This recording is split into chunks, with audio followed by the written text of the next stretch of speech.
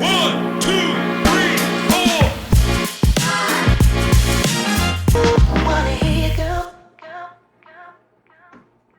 90% of HR leaders say their managers are not helping employees get through the change they are living right now. Not the change on a slide, the change happening to their jobs this quarter, while nobody checked whether their nervous system was ready for it or not. That numbers come from HR executive citing Gartner research published this year. And here is the part that should stop every CHRO listening to this. Those managers are not failing because they do not care. They're failing because the change hit before anyone asked their body a single question. Today, we're talking about the change nobody consulted anyone about, AI adoption, and why sending managers to one more training is not going to fix what's actually broken. I'm Sahar Andrade, MB.BCh. I am a Neuroleadership coach, Forbes Coach Council member. Welcome to the AI Cafe Conversations, the only podcast that marries neuroleadership, neuroscience, AI, and actual leadership. Let's go. This is season 5, by the way. Everything I share comes from my experience and my opinion as a coach. It's not a diagnosis and it's not a fact about you. You decide what fits. So let's talk about the crisis and let's start with the number that should be circulated in every CHRO inbox this week. McLean and Company's 2026 HR Trends Report, built from 1,626 HR and leadership respondents, found that 70% of organizations report real difficulty manage change. 1,626 HR and leadership respondents, 70% report difficulty managing change. This is not a soft complaint. A structural gap between how much change is landing and how much capacity leaders actually have to carry.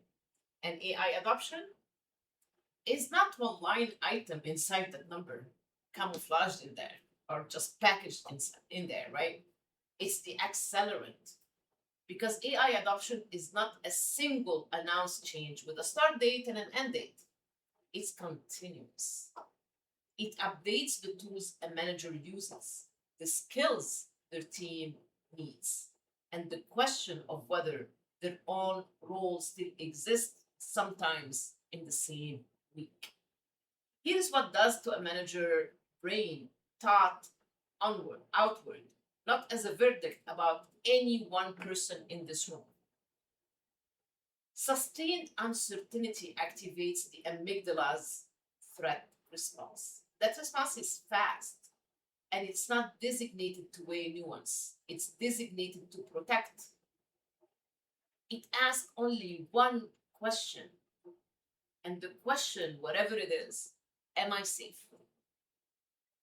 And one of the first things it does under sustained activation is narrow access to the prefrontal cortex, PFC, which is the part of the brain that does the complex work leadership actually requires.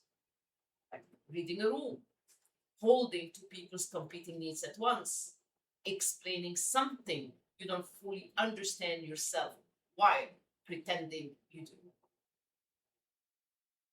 If we really think about it and we think it might be a character problem, it is not. It's an access problem. And managers whose threat response has been running for weeks and does not lose the ability to care about their team. They lose the bandwidth to lead them through ambiguity, because ambiguity is exactly what the threat response is built to shut down around and not open up to. I ask myself this every time I sit across from a CHRO who is frustrated with their frontline managers. What would change if we stop asking why managers are not leading well and started asking what is happening in their body that makes leading well temporarily out of reach.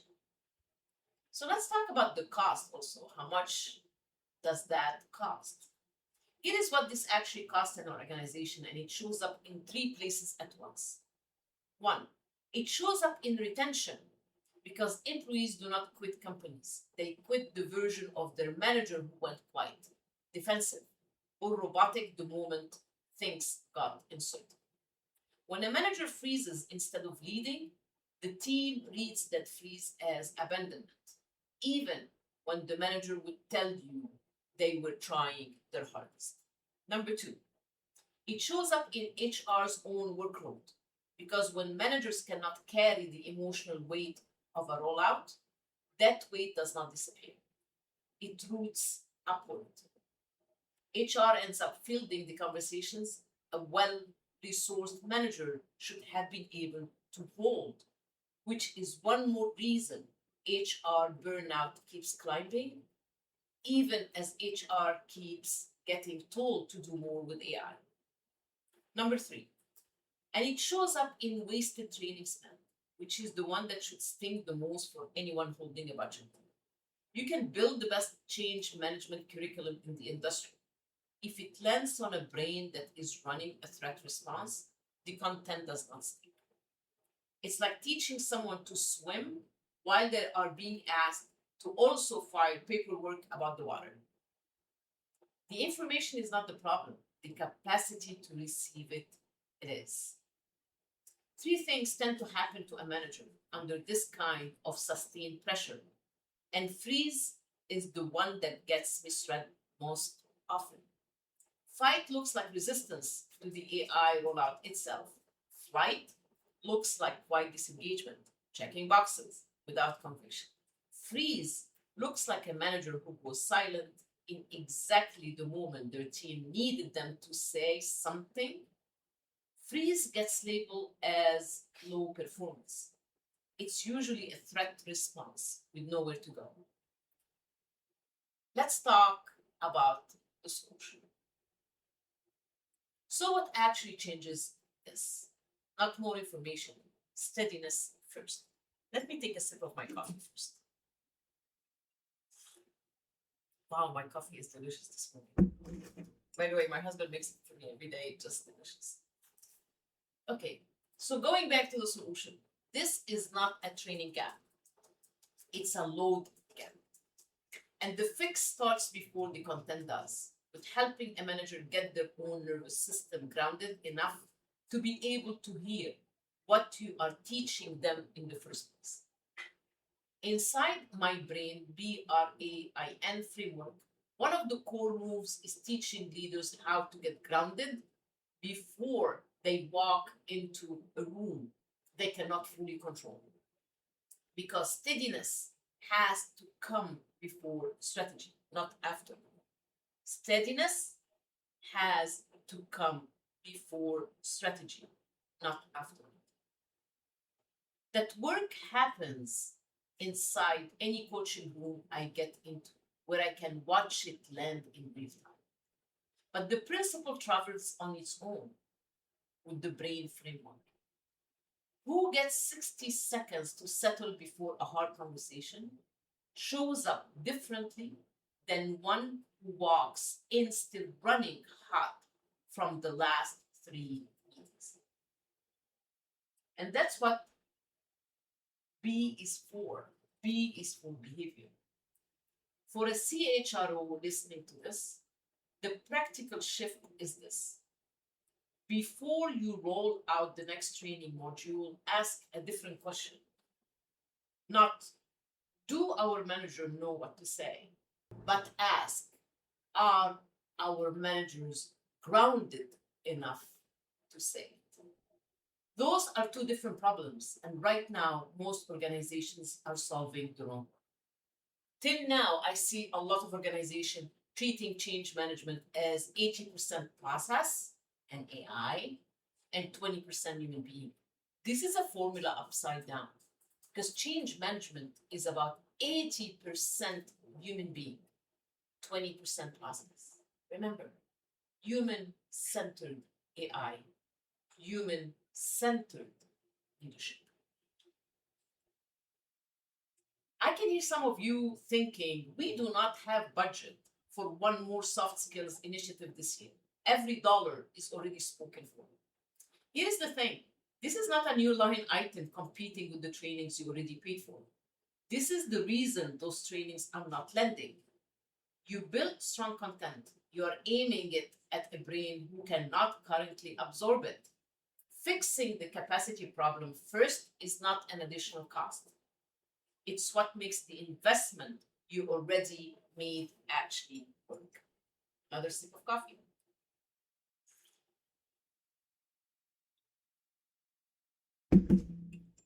So, if this is the gap you're watching your organization live through right now, I want to invite you somewhere you can actually work through it with me directly.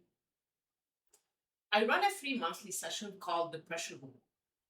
And the next one is next week, Thursday, July 30th at 11 a.m. Pacific on Zoom. 45 minutes. One model taught in full. One practice you can use that same day. There is no sales pitch. There is no pressure, no pun intended. There is no buy my services. This is a safe space for executives to have a conversation about pressure and about how they can perform better under pressure. You can register for the room pressure or the pressure room. You will find the link inside here, inside the description. It's saharandrade.com/pressure-room.